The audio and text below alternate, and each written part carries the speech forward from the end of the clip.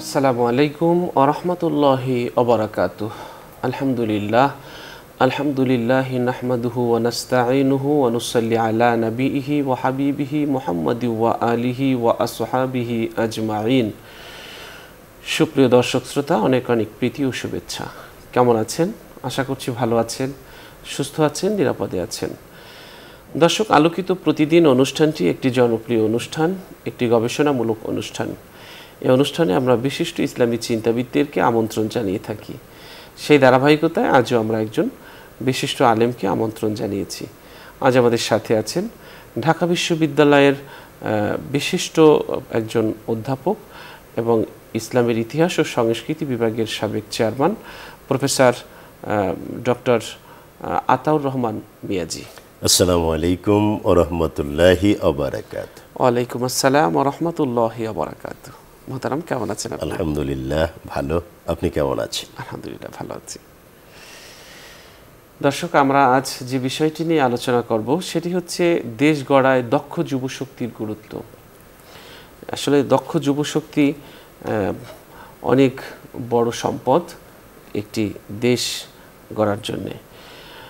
বেকারত্ব দূরীকরণ আর যুব সম্প্রদায়ের জন্য অধিকতর আর্থসামাজিক পরিবেশ নিশ্চিত কল্পে 2014 সালের 18ই ডিসেম্বর জাতিসংঘের সাধারণ সভায় এই দিনটিকে বিশ্ব যুব দক্ষতা দিবস হিসেবে ঘোষণা করা হয়েছিল।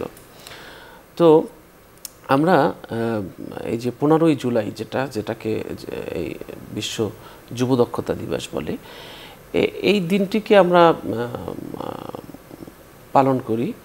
বাট ওই দিনটির পরে আমাদের যে যুবশক্তি যে একটি দেশ গড়ায় কতটা গুরুত্ব এবং ভূমিকা পালন করে, এটা পরবর্তী সময় আমরা ভুলে যাই।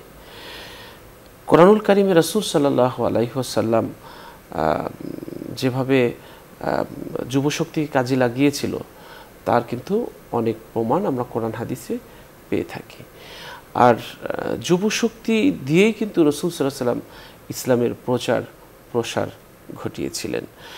কোরআনুল কারিমে আল্লাহ তাআলা সূরা রুমের 54 নং আয়াতে বলেন, আল্লাহ তিনি দুর্বল শিশু অবস্থায় তোমাদের সৃষ্টি করেন, অতঃপর দুর্বলতার পর যৌবনে শক্তি দান করেছেন, অতঃপর শক্তির পর যেন দুর্বলতা ও বার্ধক্য দেন, দুর্বলতা এবং বার্ধক্য। রাসূল সাল্লাল্লাহু আলাইহি ওয়াসাল্লাম যৌবনকালকে গনিমত মনে করতেন। তিনি এক ব্যক্তিকে উপদেশ দিতে গিয়ে বলেন, 5টি বিষয় আসার আগে গনিমত মনে করো। বার্ধক্যের আগে যৌবনকে, অসুস্থতার আগে সুস্থতাকে, দারিদ্রতার আগে সচ্ছলতাকে, কর্মব্যস্ততার আগে অবসরকে এবং মৃত্যুর আগে জীবনকে। বায়হাকি শরীফে এই হাদিসটি এসেছে। তো আমরা আমাদের যে যুবশক্তি, এই যুবশক্তিকে দক্ষতা সম্পন্ন করে যদি আমরা গড়ে তুলতে পারি, তাহলে আমাদের দেশ গড়ার জন্যে অনেক বড় ভূমিকা তারা পালন করতে পারবে।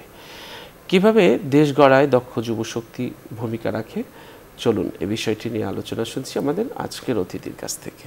জি মুহতারাম। আউযু বিল্লাহি মিনাশ শাইতানির রাজিম। বিসমিল্লাহির রহমানির রহিম। আলহামদুলিল্লাহি রাব্বিল আলামিন ওয়াসসালাতু ওয়াসসালামু আলা রাসূলিল্লাহি আশরাফিল আমবিয়া ওয়াল মুরসালিন ওয়া আলা আলিহি ওয়া আসহাবিহি ওয়া আজওয়াজিহি ওয়া যুররিয়্যাতিহি ওয়া আহলি বাইতিহি আজমাইন। আম্মা বাদ। ধন্যবাদ প্রিয় উপস্থাপক এবং নিউজ 24-এর সামনে বসে যে অগণিত দর্শক শ্রোতা আমাদের এই অনুষ্ঠান দেখছেন, উপভোগ করছেন, সকলকে আমার পক্ষ থেকে আন্তরিক সালাম, মোবারকবাদ। অত্যন্ত চমৎকার একটি বিষয়ের অবতারণা করেছেন, দেশ গড়ায় দক্ষ যুবশক্তির গুরুত্ব। আমরা তার বাস্তব প্রমাণ প্র্যাকটিক্যালি আমাদের এই প্রিয় মাতৃভূমি বাংলাদেশে কয়েকদিন আগেই পেয়ে গেছি। এটা ইতিহাসের একটা জ্বলন্ত স্বাক্ষর, প্রমাণ। আমি এ বিষয়ে কথা বলবো। তার আগে আমি যে বিষয়টা উপলব্ধিতে এনেছি, যেহেতু প্রসঙ্গটা এসেই গেল, এই যে আমাদের এই প্রিয় মাতৃভূমি বাংলাদেশে আমরা দেখেছি 18 জুলাই থেকে একটানা 5 আগস্ট পর্যন্ত যে অসাধারণ বিপ্লব, ছাত্র জনতার বিপ্লব এবং এর যে সফলতা আমরা প্রত্যক্ষ করেছি, অবশ্য অনেক রক্তের বিনিময়ে আমরা এই স্বাধীনতা এবং সফলতা পেয়েছি। আর ওই কারণে এখানে যে মুখ্য ভূমিকাটা পালন করেছে আমাদের দেশের এই দক্ষ যুব শক্তি, ছাত্র জনতা, ছাত্র শক্তিটা যুব শক্তির অংশ। সুতরাং হাজারো দক্ষ যুবকের ঝরানো রক্ত এর পেছনে সফলতা অর্জন করতে আমাদেরকে সুযোগ করে দিয়েছে। এজন্য মহান আল্লাহ রাব্বুল আলামিনের দরবারে তাদের বিদেহী আত্মার মাগফিরাত কামনা করছি, শান্তি কামনা করছি, শ্রদ্ধা নিবেদন করছি এবং এর পাশাপাশি যারা আহত হয়ে বিভিন্ন হাসপাতালে, ক্লিনিকে চিকিৎসাধীন আছেন তাদের আশু সফলতা, সুস্থতা এবং নেক হায়াত কামনা করছি। আল্লাহ যেন তাদেরকে সুস্থ করে দেন, সুরক্ষা দেন, সার্বিক নিরাপত্তা দান করেন, আমিন। এবং এর পাশাপাশি তাদের এই যে বিরল অর্জন, দেশকে সফলভাবে এই পর্যায়ে নিয়ে আসা, এজন্য এই দক্ষ যুবশক্তি, ছাত্র শক্তি, তাদের এই শক্তিটাকে আরও পরিকল্পিতভাবে প্রশিক্ষণের মাধ্যমে আরও দক্ষ করে, বিচক্ষণ করে গড়ে তুলতে হবে, যাতে দেশ মাতৃকার প্রয়োজনে তারা আরও সফলতার পরিচয় দিতে পারেন, যোগ্যতার পরিচয় দিতে পারেন, দক্ষতার পরিচয় দিতে পারেন। আমরা দেখেছি কবি গোলাম মোস্তফা এই কথাটা বলেছিলেন, ঘুমিয়ে আছে শিশুর পিতা সব শিশুরই অন্তরে। এই কথাটার গুরুত্ব অনেক বেশি এবং তার বাস্তব প্রমাণটা আমরা এবার পেলাম। আপনি দেখেন এমন একটা অপ্রতিরোধ্য শক্তি এই যুব শক্তি, ছাত্র শক্তি, যেটা মুহূর্তের ভেতরে একটা বড় পরিবর্তন এনে দিল। ইউনাইটেডলি এটা করা সম্ভব হয়েছে, বিচ্ছিন্নভাবে, এককভাবে এটা কখনো সম্ভব হয় না। তো মানুষের জীবনের কয়েকটি ধাপ, আমি সামনের কথাগুলো বলার আগে এ সম্পর্কে 1 মিনিটে একটু ধারণা দিতে চাই। সেটা হলো যে জন্মের পর তার শিশু অবস্থা, আস্তে আস্তে শিশুকালটা অতিবাহিত হয়। আমাদের দেশের প্রেক্ষাপটে এটা আমরা দেখি 16 বছর বা এরকম সময়টা পর্যন্তই শিশু হিসেবে গণ্য করা হয়। তারপরে কিশোর বয়সটা সাধারণত 24-25 বছর পর্যন্ত প্রলম্বিত হয়। তারপরেই হলো যুবক তখন থেকে 40 পর্যন্ত, এরপরে প্রৌঢ়, এরপরে 50 ঊর্ধ্ব বয়সের লোকজন প্রবীণ ব্যক্তি হিসেবে পরিচিতি পান। বার্ধক্য আসে, একটা পর্যায়ে তারা দুর্বল হয়ে যায়। তাহলে আমরা দেখলাম এই ধাপগুলোর ভিতরে আপনার যুব শক্তি, যৌবন এবং প্রৌঢ়, এই দুইটার গুরুত্ব অনেক বেশি। রাসূল করিম সাল্লাল্লাহু আলাইহি ওয়াসাল্লাম 25 বছর বয়সে বিবাহ বন্ধনে আবদ্ধ হলেন হযরত খাদিজাতুল কুবরা রাদিয়াল্লাহু তাআলা আনহার সাথে। তার কয়েক বছর আগে থেকে তদানীন্তন আরব বিশ্বের অন্যতম শীর্ষ ব্যবসায়ী, শিল্পপতি, নারী জাতির সর্বকালের, সর্বযুগের সর্বশ্রেষ্ঠ সফল ব্যবসায়ী শিল্পপতি হযরত খাদিজাতুল কুবরা রাদিয়াল্লাহু তাআলা আনহার সাথে যৌথভাবে রাসূলুল্লাহ সাল্লাল্লাহু আলাইহি ওয়াসাল্লাম ব্যবসা পরিচালনা করলেন। তো এই বয়সটা কিন্তু ওই যুবক বয়স, এবং আপ টু 40 বছর পর্যন্ত এই একটানা 15 বছরের অধিক সময় তিনি সময়টা কাজে লাগালেন ওই কাজে, এবং অনেক গঠনমূলক কাজ ওই সময় আমরা প্রত্যক্ষ করি। তো আমি যদি সংক্ষেপে দু একটা উদাহরণ দিয়ে বিষয়টাকে স্পষ্ট করি তাহলে আরও সহজ হয়। দেখুন, রাসূল করিম সাল্লাল্লাহু আলাইহি ওয়াসাল্লাম যখন এই পৃথিবীতে শুভ আগমন করেন, তার পরপরই তার বয়স যখন 13-14-তে উপনীত হয়, দ্যাট ইজ কিশোর অবস্থাটার শেষ পর্যায়ে, শিশু, আমাদের দেশের শিশু হওয়ার যে মাপকাঠি ওইটার শেষ পর্যায়ে কিশোর জীবন শুরু হবে, তখনই কিন্তু তিনি অনেক গঠনমূলক কাজ করেছেন ওই সমাজের কিশোর এবং যুবকদেরকে সাথে নিয়ে। হেল্পফুল ফুজুল আমরা যেটা শান্তি সংঘ, সেবা সংঘ, অর্থাৎ একটা ইনস্টিটিউশন বলি, অর্গানাইজেশন বলি, এটার সফল উদ্যোক্তা এবং ওটা সফলতার দ্বারপ্রান্তে নিয়ে যাওয়ার জন্য সবচেয়ে গুরুত্বপূর্ণ মোক্ষম ভূমিকা পালন করেছেন রাসূল করিম নূরে মুজাসসাম রহমতুল্লিল আলমিন মুহাম্মদুর রাসূলুল্লাহ সাল্লাল্লাহু আলাইহি ওয়াসাল্লাম। এর একটা প্রেক্ষাপটও ছিল, যদি কয়েক সেকেন্ডে বলি। তার চাচা হযরত আব্বাস রাদিয়াল্লাহু তাআলা আনহু বয়সে নবীজির চেয়ে বড় ছিলেন, তবে খুব বড় না। রাসূলুল্লাহ সাল্লাল্লাহু আলাইহি ওয়াসাল্লাম তখন কিশোর, আর চাচা তখন যুবকের দ্বার প্রান্তে।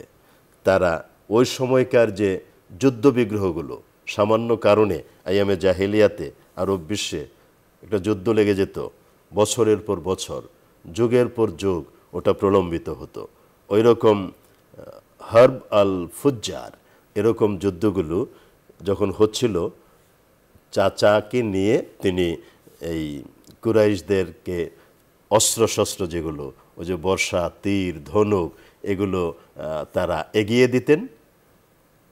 আর দুইজন মিলে চিন্তা করলেন কি বিভৎস অবস্থা, সামান্য কারণে যুদ্ধ লেগে যায়, আমরা কি এইভাবে যুদ্ধে রক্তক্ষয় করব, আমাদেরকে ধ্বংস করে দেব?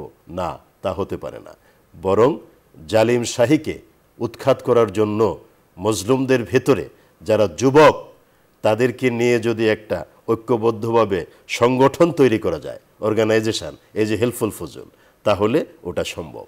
এবং তিনি করেছিলেন, তিনি সফল হয়েছিলেন। তাহলে আমরা কিন্তু এখানে দেখতে পেলাম পথিকৃৎ, পথ প্রদর্শক, উদ্যোক্তা স্বয়ং এই কিশোর মুহাম্মদ সাল্লাল্লাহু আলাইহি ওয়াসাল্লাম। পরবর্তীতে তিনি যুবক হলেন, এবং তিনি তার আগেই ব্যবসাতে তো তিনি সরাসরি জড়িত হলেন 22-23 বছর বয়সে, আর 25 বছর বয়সে ওই ব্যবসায় সফলতার কারণেই যৌথ ব্যবসায়ী হযরত খাদিজাতুল কুবরার সাথে তার বৈবাহিক সম্পর্ক স্থাপিত হয়েছিল। তার আগে তিনি চাচা আবু তালিবের সাথে ব্যবসা উপলক্ষে ওই সিরিয়া, দামেস্ক, বিভিন্ন জায়গাতে যেতেন। তো সেখানেও আমরা দেখেছি গাছের নিচে তাকে রেখে, যখন চাচা অন্য কাজে ব্যস্ত ছিলেন, গাছের ওই নিচে, তখন আমরা ওই যে বহিরা রাহেব, ওই ঘটনা জানি, আমি ঘটনা বিস্তারিত বলবো না, আমি শুধু এটাই বলবো যে সেখান থেকে তিনি বললেন যে তাওরাত, জবুর, ইনজিলের যে ভবিষ্যৎবাণী, সে অনুসারে আপনার এই ভাইস্তা তিনি হবেন রসুল, আখিরি জামানার পয়গম্বর, তিনি রসুল হবেন, সুতরাং তার প্রতি খেয়াল রাখেন। তো রসুল তো তিনি হয়েছেন, সর্বকালের সর্বযুগের সর্বশ্রেষ্ঠ এবং সর্বশেষ রসুল, কিন্তু আনুষ্ঠানিক প্রকাশ, অফিসিয়ালি প্রকাশ হলো তো সেটা 40 বছর বয়সে। তার আগে তিনি যে কাজগুলো করলেন এই যুবক অবস্থায়, সেগুলো আমাদেরকে অনুপ্রেরণা দেয়। এবং আরও মজার ব্যাপার, আমি যদি কয়েকজন সাহাবায়ে কেরামের মধ্য থেকে কয়েকজনের নাম বলি, দেখবেন সবাই যারা ব্যাপক সফলতা অর্জন করেছেন সবাই যুবক ছিলেন। আপনি দেখুন হজরত খালিদ ইবনে ওয়ালিদ সাইফুল্লাহ, যার তলোয়ার অন্য কারোর সামনে ভেঙে যায়নি, তিনি পরাজিত হননি, তিনি কমান্ডার ইন চিফ ছিলেন অসংখ্য যুদ্ধে, কিন্তু বিজয় ছিল। তো এই যে অবস্থা, তো তিনি কিন্তু ওই যুবক ছিলেন, তিনি কিশোর বয়স থেকেই নবীজির সান্নিধ্যে এসে ইসলাম গ্রহণ করে ওইভাবে লেগে গেলেন এবং পূর্ণ যৌবনটা তিনি ইসলামের খেদমতে কমান্ডার ইন চিফ হিসেবে, সৈনিক হিসেবে, যোদ্ধা হিসেবে, মুজাহিদ হিসেবে নিজের জীবনটাকে তিনি ওই দিকে দিয়েছেন বিলিয়ে। হজরত ওমর ইবনুল খাত্তাব রাদিয়াল্লাহু তাআলা আনহু যখন ইসলাম গ্রহণ করেন তখন কিন্তু তিনি যুবক ছিলেন, তিনি তখন প্রৌঢ়ে প্রত্যাবর্তন করেননি, উপনীত হননি। তো এই যে যুবক ওমর ইবনুল খাত্তাব, যার জন্য আল্লাহর রসুল দোয়াই করেছিলেন দুইজনের জন্য, এর যে কোনো একজনকে আল্লাহ ইসলামের জন্য তুমি কবুল করো, আমাকে দিয়ে দাও। আল্লাহ রব্বুল আলামিন হজরত ওমর ইবনুল খাত্তাব রাদিয়াল্লাহু তাআলা আনহুর অনুকূলে দোয়া কবুল করলেন এবং সাহসিকতার চরম নিদর্শন, পরম নিদর্শন এইভাবে রাখলেন। তিনি ইসলাম গ্রহণ করার আগে ৩৯ জন সৈনিক ছিলেন নবীজির, তার মানে সাহাবী। তার ইসলাম গ্রহণের মাধ্যমে ৪০ জন পূর্ণ হলো। এর আগ পর্যন্ত দারুল আরকামে রসুল করিম সাল্লাল্লাহু আলাইহি ওয়াসাল্লাম সাহাবায়ে কেরামদের নিয়ে গোপনে, মানে আন্ডারগ্রাউন্ডে আমরা যেটা বলি, সেখানে ইসলাম চর্চা করতেন, ইসলামের দাওয়াত দিতেন, ইসলামের প্রশিক্ষণ দিতেন। হজরত ওমর ইবনুল খাত্তাব যুবক, তার ইসলাম গ্রহণের মাধ্যমে ৪০ জনে উপনীত হলো এবং ওমর ইবনুল খাত্তাব রাদিয়াল্লাহু তাআলা আনহু বললেন, ইয়া রাসূলুল্লাহ, ইয়া হাবিবাল্লাহ, আর গোপনে নয়, এবার প্রকাশ্যে ইসলাম চর্চা করা হবে, দাওয়াত দেওয়া হবে। এবং দারুল আরকাম থেকে মিছিল করে নারায়ে তাকবীর, আল্লাহু আকবারের স্লোগান বুলন্দ করে বাইতুল্লাহর চারিদিকে মাতাফ, যেটা আপনি অসংখ্যবার তাওয়াফ করেছেন, আমিও আলহামদুলিল্লাহ অসংখ্যবার করেছি, সেই মাতাফে ৪০ জন সাহাবায়ে কেরাম ওমর ইবনুল খাত্তাবের নেতৃত্বে প্রকাশ্যে মিছিল করে, ওই তাওয়াফটাই মিছিল ছিল। এই যে ইসলামের প্রকাশ্য স্বীকৃতি দিলেন, এখানে ফোকাল পয়েন্ট হলো অসংখ্য গুরুত্বপূর্ণ দিকের একটাই, এই যুবকরাই পারে যে কোনো কিছু পাল্টে দিতে, গোটা পৃথিবীর যে কোনো শক্তিকে পাল্টে দিতে, গঠনমূলক কাজ করতে, বীরত্ব প্রকাশ করতে এবং ইসলাম সহ অন্যান্য সকল ভালো কাজগুলোকে খেদমত আঞ্জাম দিতে এই যুবকদেরই প্রয়োজন। এবং যুবকরা যদি ইউনাইটেডলি কোনো কিছুর মোকাবেলা করে গঠনমূলকভাবে, তাদের বিজয় সুনিশ্চিত ইনশাআল্লাহ। এরপরে আপনি দেখুন রাসূল করিম সাল্লাল্লাহু আলাইহি ওয়াসাল্লামের আরও বেশ কয়েকজন সাহাবী, যারা বিশেষ করে যুদ্ধের ক্ষেত্রে, জেহাদের ময়দানে সফলতা অর্জন করেছিলেন, তাদের সকলেই কিন্তু কিশোর এবং যুবক ছিলেন।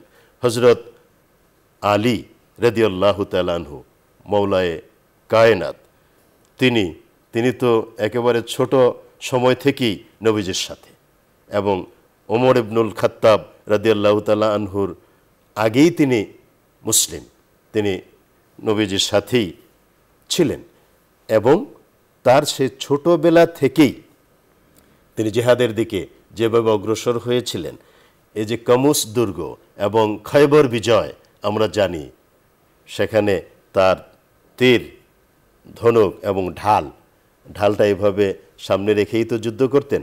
ওই শত্রুপক্ষের আঘাতে যখন ঢালটা ভেঙে গেল, ক্ষতিগ্রস্ত হলো, তিনি ক্ষুব্ধ হয়ে ভাঙ্গা ঢালটা ওইভাবে ফেলে দিয়ে তিনি ওই যে খয়বর দুর্গের যে মেইন ফটক, গেট, ওটাকে টান দিয়ে খুলে এনে এইভাবে ঢাল হিসেবে ব্যবহার করলেন। ইতিহাস সাক্ষী, এটা রূপকথার গল্প নয়, এটা বাস্তবতা। হজরত আলী কাররামাল্লাহু ওয়াজহাহু রাদিয়াল্লাহু তাআলা আনহু যুদ্ধ করলেন, বিজয়ী হলেন, সফল হলেন, ফিকে মারলেন। অনেক শক্তিশালী যোদ্ধা ওইটাকে নাড়ানোর চেষ্টা করেছেন, সরানোর চেষ্টা করেছেন, পারেননি। এই যে শক্তি, এই যে বুদ্ধিমত্তা, এই যে বীরত্ব, এই যে সফলতা, এই যুবকের অবদান, ফসল। সুতরাং যুব শক্তির গুরুত্ব এত বেশি, যেটা অকল্পনীয়, যেটাকে অস্বীকার করলে আমাদের পদে পদে বিপদে পড়ার সম্ভাবনা থাকে। সুতরাং এই যুব শক্তিকে আমাদের গঠন করতে হবে। সেই ক্ষেত্রে প্রত্যক্ষ ভূমিকা পালন করতে হবে প্রৌঢ় যারা, অর্থাৎ যারা যুবকের ধাপ অতিক্রম করে বয়স আরেকটু বেড়ে গেছে, তারা তো ওই যুবকের অভিজ্ঞতা নিয়ে, বিচক্ষণতা নিয়েই তো এখন অভিজ্ঞতার ঝুলিকে পাকাপোক্ত করে সমৃদ্ধ করে তারা এই অবস্থানে উপনীত হয়েছেন।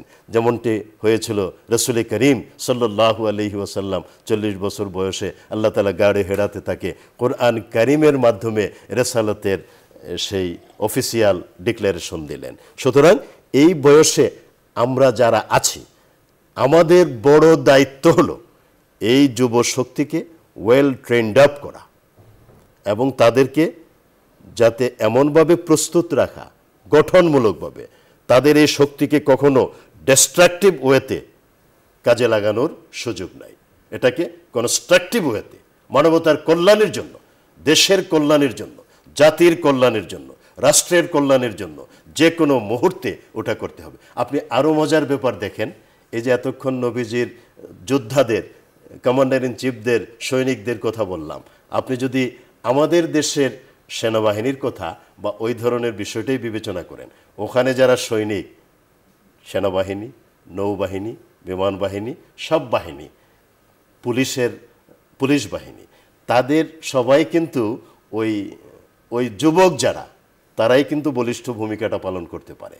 আর যুবক থেকে যখন প্রৌঢ়ে উপনীত হয়, তখন তাদেরকে আস্তে আস্তে অবসরে যাওয়ার রাস্তা তৈরি করে দেওয়া হয়। তার মানে কি, এই শক্তিটা এমন শক্তি, রিজার্ভ ফোর্স, যে কোনো মুহূর্তে আপনি দেখুন, এই যে সেনাবাহিনী, এই যে বিজিবি, এরা এই যে সীমান্ত প্রহরা দিচ্ছে, যেখানে রাসূল করিম সাল্লাল্লাহু আলাইহি ওয়াসাল্লাম বললেন এই সীমান্ত প্রহরাটা এত গুরুত্বপূর্ণ, দেশ মাতৃকার হেফাজতের জন্য, ওটাকে মানে কি বলে, সুরক্ষার জন্য তারা নিজের জীবনকে হুমকির মুখে ঠেলে দিয়ে তারা ওখানে সদা জাগ্রত, এবং এটার সওয়াব, এটার প্রাপ্তি আল্লাহ তাআলার কাছে অনেক অনেক বেশি। সুতরাং, এবং এরা কিন্তু ওই যুবক, আমার আলোচনার ফোকাল পয়েন্ট হলো যুবকরাই পারে, যুবকদেরই দরকার, এবং যুবকদের গঠনমূলক ভূমিকা ছাড়া একটা সমাজের, একটা জাতির, একটা রাষ্ট্রের কোনো গঠনমূলক পরিবর্তন সম্ভব না। অতএব যুব শক্তির প্রতি আমার আহ্বান, আমি বরাবরই আহ্বান করে থাকি। আমার এই 30-35 বছরের অধ্যাপনার জীবনে ঢাকা বিশ্ববিদ্যালয়ে আমার ছাত্ররা, এরাই তো যুবশক্তি, এদেরকে আমি এই গঠনমূলক পরামর্শ সবসময় দিয়ে থাকি, উৎসাহ উদ্দীপনা দিয়ে থাকি, এবং তারা ওইভাবে পথ চলে। সুতরাং আমি বলবো, আমার যুবক ছাত্রছাত্রীরা, তোমরা নিজেদের এই যৌবনকে কাজে লাগাও দেশের উন্নতির জন্য, অগ্রগতির জন্য, কল্যাণের জন্য, সমাজের কল্যাণের জন্য, একটি আদর্শ সমাজ, রাষ্ট্র এবং জাতি বিনির্মাণের জন্য এই যুব শক্তির ঐক্যবদ্ধ প্রয়াসের কোনো বিকল্প নাই। জি মোহতারাম, অনেক চমৎকার বলছিলেন। দর্শক, আমরা যুব শক্তি আসলে আমাদের দেশ গড়ার যে কতটা গুরুত্বপূর্ণ ভূমিকা রাখে সে বিষয়ে আলোচনা করছিলাম।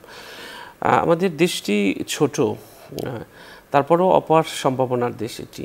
মোট জনসংখ্যার 3 ভাগের 1 ভাগই হচ্ছে যুবক। তাদের পক্ষে দেশের উন্নয়নের মজবুত ভিত্তি গড়া সহজ। দুঃখজনক হলেও আমাদের এই যুব সমাজের মধ্যে কিছু যুব সমাজ মাদকের করাল গ্রাসে এবং মাদকের ছোবলে তারা পড়ে গেছে। এই মাদকের ছোবল এবং অতিরিক্ত ইন্টারনেট আসক্তি এদেরকে কেড়ে নিচ্ছে জীবনের মূল্যবান সময়গুলো। তো এই দিকগুলো আমাদের খেয়াল রাখতে হবে। আমাদের মনে রাখতে হবে, যুব শক্তি ব্যক্তি, সমাজ এবং জাতীয় জীবনের এক অমূল্য সম্পদ। যৌবনের সুদৃঢ় মনোবল, অপরিসীম সাহস আর কর্ম স্পৃহা মানসিকতা ব্যক্তি জীবন, পারিবারিক কাঠামো, সামাজিক বন্ধন, এমনকি রাষ্ট্রীয় কাঠামো পর্যন্ত সহজে বদলে দিতে পারে, যার প্রমাণ অনেক আছে যার প্রমাণ। এই অদম্য প্রাণশক্তি আর সৃষ্টির উন্মাদনাই যৌবনের গৌরব। অধিকার আদায়ের প্রতিবন্ধকতার দুয়ার চূর্ণ করে যুবশক্তি যখন জেগে ওঠে, তখন তারা অনায়াসে সব প্রতিবন্ধকতা মারিয়ে বিজয় ছিনিয়ে আনে, তাদের পদচুম্বন করে বিজয়ের পুষ্পমাল্য। তাই তো বলা হয় মানব জীবনের শ্রেষ্ঠ সময় হলো যৌবনকাল। আমরা এই যৌবনকালকে দেশ গড়ার কাজে লাগাবো এবং উন্নতি করব। আমরা যথাযথ শিক্ষা গ্রহণ করব এবং দক্ষতা আমাদের দক্ষ হব এবং সকল প্রকার অনৈতিক কাজ এবং মাদকের ছবল থেকে আমরা এড়িয়ে চলার চেষ্টা করব। অনেকে আমরা আছি যে পড়াশোনা শেষ করার পর এখন আমার যে এই যে আগুন, এটাকে জ্বালাতে হবে। তো আমরা পড়াশোনা শেষ করার পর যখন সাথে সাথে চাকরি না পাই, তখন মানসিকভাবে অনেকটা আমরা ভেঙে পড়ি এবং মানসিকভাবে ভেঙে পড়ে দেখা যায় যে আমরা ধীরে ধীরে একেবারে মানসিক দুর্বলতার মধ্যে পড়ে যাই। তো এক্ষেত্রে আপনার এই শক্তিটাকে কাজে লাগাতে হবে। আপনি যদি একবার একটা কাঠি ধরিয়ে দিতে পারেন তাহলে আগুন জ্বলবে। তো এই জন্য আপনার মধ্যে যে শক্তি আছে, অদম্য কর্মস্পৃহা আছে এবং মনের যে শক্তি আছে, এই মনের শক্তিটাকে কাজে লাগাতে হবে। মনের শক্তিটাকে যদি কাজে লাগাই তাহলে আমরা অনেক দূর এগিয়ে যেতে পারবো। আমাদের যুবশক্তি এদের সবচেয়ে যে বিষয়টি কাজে লাগাতে হবে সেটা হলো মনের যে মনোবলটা, সেই মনোবলটা শক্ত রাখতে হবে, দাঁড়াতে হবে নিজের পায়ে এবং মাথা উঁচু করে দাঁড়াতে হবে। তাহলে আমরা এই চাকরির জন্যে বসে থাকতে হবে না। তখন আমরা যদি মনের শক্তি নিয়ে কাজে নামতে পারি, নেমে পড়তে পারি, তাহলে আমরা চাকরি দিতে পারবো এবং চাকরির ক্ষেত্র আমরা অনেকে তৈরি করতে পারবো। অনেক যুবক এখন তারা উদ্যোক্তা হয়েছে এবং অনেক বড় বড় প্রতিষ্ঠান করেছে, আলহামদুলিল্লাহ। এরা একটা সময় দেখা গেছে যে চাকরির পিছনে ঘুরেছিল, কিন্তু তার এই শক্তিটাকে স্কিল ডেভেলপে কাজ করেছে, নিজেকে ডেভেলপ করেছে, এরপরে তারা কাজে নেমেছে। তো আমাদেরকে আসলে কাজে নামতে হবে। আমাদের এই যে 18 কোটি মানুষের যে হাত, এটাকে আমাদের এক একটি কাজের হাত বানাতে হবে। তাহলে ইনশাআল্লাহ আমাদের এই দেশ আমরা উন্নতি করতে পারবো এবং আরও সুন্দর করে গড়ে তুলতে পারবো আমাদের এই দেশকে। মোহতারাম, আপনার কাছে যেটি আমরা জানতে চাবো সেটি হলো যে আমাদের যুব শক্তিকে শিক্ষার ব্যাপারে যে কারিগরি শিক্ষা এবং আমরা শুধু দেখা যায় যে দক্ষ যুবশক্তি একটা দেশের জন্য বড় সম্পদ, কিন্তু আমরা কাগজে পড়াটাকে বেশি গুরুত্ব দেই, প্র্যাকটিক্যালটাকে, এবং আমরা দেখা যায় যে হাতে কলমে কাজ করতে পারা, ইন্ডাস্ট্রি করতে পারা, যেই বিষয়ে দক্ষ ওই বিষয়ে তাকে আরও বেশি দক্ষতা সম্পন্ন করে তাকে কাজে নামানো, এই বিষয়ে কি আমাদের শিক্ষাঙ্গনগুলো আরও বেশি কাজ করতে পারে যেভাবে উন্নত বিশ্বগুলো করছে? জি, ধন্যবাদ আপনাকে। খুবই গুরুত্বপূর্ণ কথা। প্র্যাকটিক্যাল ইমপ্লিমেন্টেশনের জন্য আমাদের চিন্তা করতে হবে। আপনি যে কথাগুলো বললেন, আমাদের সমাজে বিশেষ করে ধরুন ঢাকা বিশ্ববিদ্যালয়কে যদি বোঝার জন্য আমি একটা মডেল হিসেবে ধরি, তাহলে কিন্তু আপনার কথাগুলোর প্রতিফলন ওখানেও আমরা পাবো। এখন আমাদের সমস্যাটা হলো আমরা ওই কাগজের কথাগুলোকে বাস্তবে ওই যে এর যে একটা ফোকাস, প্রতিফলন, ওটা আমরা কম করতে পারি বিভিন্ন কারণে। এজন্য আমাদের সফলতাটা কাঙ্ক্ষিত অবস্থায় উপনীত হতে পারে না। আপনি দেখুন মোটা দাগে অনেকগুলো ডিপার্টমেন্ট আছে, ফ্যাকাল্টি আছে। যেমন ধরেন আর্টস, কলা অনুষদ, সোশ্যাল সায়েন্স, সামাজিক বিজ্ঞান অনুষদ, তারপরে বিজনেস ফ্যাকাল্টিজ, এই যে ব্যবসা বাণিজ্য বিষয়ক ফ্যাকাল্টি, তারপরে science, pure science, biological science, তারপরে আছে ইঞ্জিনিয়ারিং ফ্যাকাল্টি। তা আমাদের না আছে কি? আমাদের এখানে কারিগরি, বিজ্ঞান, প্রযুক্তি সব কিছুই কিন্তু, সামাজিকতা সবই আছে। এখন আমরা ওইগুলোতে গিয়ে আমাদের দুইটা কাজ যদি আমরা করতে পারি তাহলে আমরা কাঙ্ক্ষিত সফলতায় পৌঁছতে পারবো। ওই দুইটা কাজ কি? প্রথমত আমাদের কোর্স কারিকুলামগুলো আমরা ওই সমসাময়িক বিশ্বের সাথে, বাস্তবতার সাথে মিল রেখে আমরা যত সাজাতে পারি, ইমপ্লিমেন্ট করতে পারি, আমাদের সফলতা তত বেশি আসবে। আমরা ওইটা এখনও পূর্ণ মাত্রায় করতে পারি না। আমরা কোর্স কারিকুলাম করতে গিয়ে একেবারে হাস্যাস্পদ এমন কিছু কাজ করি যেগুলো আমাদের জীবনে কোনো কাজে লাগবে না। আমরা যার বাস্তব নমুনা গত 1 বছরে দেখেছি বিভিন্ন স্কুলে, প্রাইমারি স্কুলে লাফালাফি, ছোটোবেলার কুতকুত খেলা, ওই যে এটা ওটা করা, নিঃশ্বাস দেওয়া, এগুলো হলো এক ধরনের পাগলামো। এগুলো হলো ওই যে কথায় বলে না, নেই কাজ তো খই ভাজ। মানে এরা আমাদেরকে এই ধরনের বাজে একটা শিক্ষা কার্যক্রম দিয়ে চাপাই দিয়ে, এবং এমন উন্নাসিকতা, এমন বর্বরতা তাদের মগজে চেপে বসেছিল, আমাদেরকে ওটা করতে বাধ্য করা হয়েছিল। এবং আমরা এটার রেজাল্ট কয়েক মাসে দেখেছি। লেখাপড়া করতে কোনো কিচ্ছু লাগে না।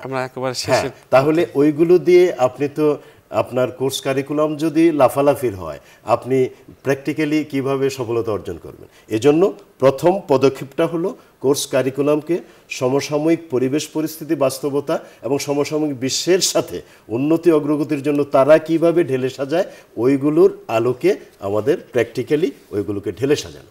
নাম্বার 2 হলো, যে কথাটা বলে আমার আলোচনা শেষ করব এখনই, সেটা হলো যে আমাদের শিক্ষক যারা আমরা এগুলো ক্লাসরুমে ছাত্রছাত্রীদেরকে শেখাবো, শিক্ষকদেরও প্রয়োজনীয় গঠনমূলক ট্রেনিংয়ের, প্রশিক্ষণের প্রয়োজন আছে, যেটা আমাদের অনেক ঘাটতি আছে। ওটা বাদ দিয়ে আমরা রাজনীতি, সমাজনীতি, অর্থনীতি, পেটনীতি, নানান নীতিতে, ধান্দাবাজিতে অনেকে জড়ায় যায়, যার জন্য আসল কাজটা হয় না। একজন শিক্ষকের সবচেয়ে বড় দায়িত্ব হলো ওই ওয়েল ট্রেন্ড আপ হয়ে ছাত্রছাত্রীদেরকে ওই প্র্যাকটিক্যাল মেসেজগুলো দিয়ে দেওয়া, যাতে ওরা ওই যুবশক্তিটা, ছাত্রছাত্রীরাই তো যুবশক্তি, ওরা যাতে ওইভাবে নিজেদেরকে প্রশিক্ষণপ্রাপ্ত করে যোগ্য করে গড়ে তুলতে পারে। তাহলে দেশ, জাতি, সমাজ, রাষ্ট্রে উন্নতি অগ্রগতির দ্বার প্রান্তে পৌঁছতে পারবে ইনশাআল্লাহ। অনেক অনেক ধন্যবাদ। দর্শক, আমরা অনুষ্ঠানের এই পর্যায়ে একটি মোনাজাত করব। আপনারাও যেখান থেকে আমাদের এই অনুষ্ঠান দেখছেন, চাইলে আপনারাও মোনাজাতে শরীক হতে পারবেন। আজ দোয়া করছেন আমাদের প্রিয় অতিথি।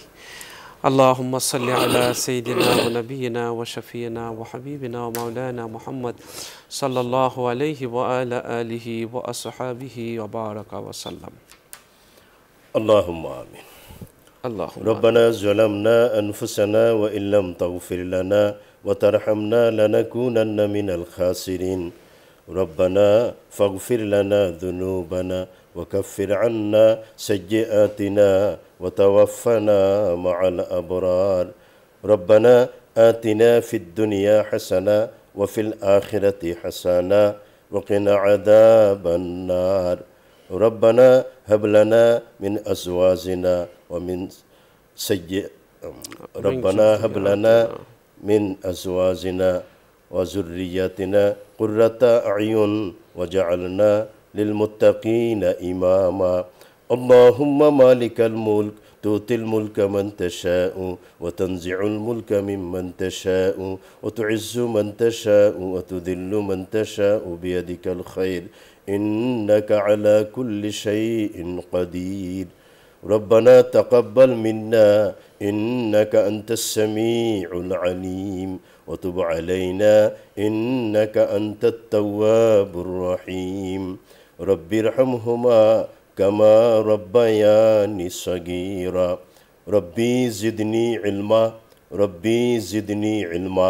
ربي اشرح لي صدري ويسر لي أمري واحلل عقدة من لساني يفقه قولي. فالله خير حافظا وهو أرحم الراحمين. حسبنا الله ونعم الوكيل نعم المولى ونعم النصير. اللهم إني أسألك وإنا نسألك من البراس والجنون والجذام ومن سيء الأسقام. لا إله إلا أنت سبحانك إني كنت من الظالمين. رب العالمين মেহেরবানি করে আমাদের যুব সমাজকে তুমি সঠিকভাবে নিজেদেরকে গঠন করার তৌফিক দান করো আল্লাহ। আল্লাহ তাআলা, যুব শক্তি ছাড়া অন্য কোনো শক্তি দেশ, জাতি, রাষ্ট্র, সমাজের কল্যাণে প্রয়োজনীয় ভূমিকা রাখতে তেমনভাবে পারে না, আমরা বুঝতে পারি। এজন্য আমরা চাই আমাদের যুব শক্তি যেন ওয়েল ট্রেন্ড আপ হয়ে, প্রশিক্ষণ প্রাপ্ত হয়ে, ভালোভাবে পড়াশোনা করে গঠনমূলকভাবে নিজেদেরকে ওইভাবে যোগ্য নাগরিক হিসেবে গড়ে তুলতে পারে এবং সংগঠিতভাবে তারা দেশের জন্য, দশের জন্য, সমাজের জন্য, রাষ্ট্রের জন্য, জাতির জন্য একযোগে ঐক্যবদ্ধভাবে কাজ করতে পারে। সেই তৌফিক তাদেরকে এবং আমাদেরকে দান করো আল্লাহ রব্বুল আলামিন। আমরা অতি সাম্প্রতিক এই ছাত্র জনতার সফল বিপ্লব আমরা দেখতে পেলাম আল্লাহ। আমাদের এই প্রিয় মাতৃভূমি বাংলাদেশে আমার প্রিয় যুবক ছাত্রছাত্রীবৃন্দ যেভাবে ঐক্যবদ্ধভাবে একটি কঠিন সফল বিপ্লব আমাদেরকে উপহার দিল, হাজারো যুবকের জনতার রক্তের বিনিময়ে, মেহেরবানি করে এই সফলতা ধরে রাখার তৌফিক আমাদেরকে দান করো আল্লাহ। আমাদের দেশকে, আমাদের এই প্রিয় মাতৃভূমি বাংলাদেশকে তুমি উন্নতি অগ্রগতির দিকে ধাবিত করার যাবতীয় সুযোগ সুবিধা তৈরি করে দাও। একটি সুন্দর সাউন্ড অ্যাডমিনিস্ট্রেশন আমরা পেতে পারি এবং সেই ক্ষেত্রেও এই দক্ষ ঐক্যবদ্ধ যুব শক্তির কোনো বিকল্প নেই। মেহেরবানি করে এদেরকে যাবতীয় খারাপ দিক থেকে মুক্ত রেখে আয় আল্লাহ তাআলা মাদকাসক্তি, অতিরিক্ত ইন্টারনেট আসক্তি এবং অন্যান্য অনেক বিষয়গুলো আছে যেগুলো তাদের চরিত্রকে ওইভাবে নিচের দিকে নিয়ে যায়, ওইগুলো থেকে মুক্ত থেকে গঠনমূলকভাবে তাদেরকে যোগ্য শিক্ষিত নাগরিক হিসেবে তৈরি হওয়ার জন্য তুমি তৌফিক দান করো রব্বুল আলামিন। মেহেরবানি করে আমাদের এই প্রিয় মাতৃভূমিকে তুমি সকল অপশক্তির ছোবল থেকে চিরতরে মুক্ত রাখো, স্বাধীন রাখো। সুবহানা রাব্বিকা রব্বিল ইজ্জাতি আম্মা ইয়াসিফুন ওয়া সালামুন আলাল মুরসালিন ওয়ালহামদুলিল্লাহি রাব্বিল আলামিন বিরহমাতিকা ইয়া আরহামার রাহিমিন। আমিন। দর্শক, আমরা আজ এখানেই শেষ করছি। আল্লাহ হাফেজ। আসসালামু আলাইকুম ওয়া রাহমাতুল্লাহি ওয়া বারাকাতুহু।